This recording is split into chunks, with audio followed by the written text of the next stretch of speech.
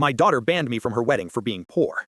I canceled the ceremony because I secretly owned the venue. I'm Marco. My ex-wife and my daughter Sofía saw me as a simple man. I worked as a self-employed carpenter and maintenance engineer, and my clothes smelled of sawdust. Sofía, who was marrying Victor, an ostentatious businessman, excluded me from her wedding out of pure embarrassment.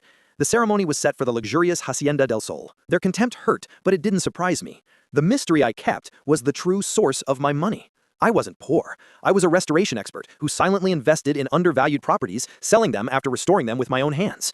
5 years ago, I bought the Hacienda del Sol when it was in ruins, using a corporation to conceal my ownership while I meticulously restored it. I was the secret owner of her wedding venue. My astuteness told me not to make a scene. My kindness told me to protect my daughter.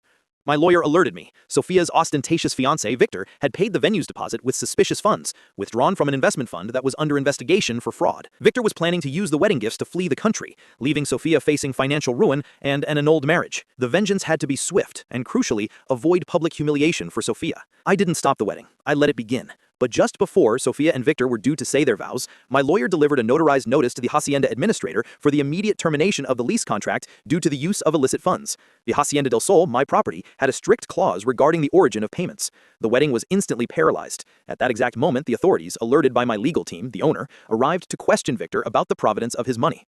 Victor was unmasked as a scammer and arrested right there on the property I owned. Sofía, in shock, didn't see me arrive. She only saw the scammer, who was about to be her husband, exposed by the venue's mysterious owner. I approached her, not as the owner, but as her father. I hugged her and handed her an envelope. It didn't contain a check. It contained the documentation proving that I, her father, the humble carpenter, was the owner of the Hacienda del Sol, and that I had just saved her from a disastrous marriage. She lost a scammer fiancé, but she recovered her father. I didn't seek revenge for the exclusion. I sought justice for my daughter. The money she despised was ultimately what saved her from financial ruin. And the Hacienda del Sol remains a place of beauty, a silent reminder that true worth is not found in appearance, but in labor and protection.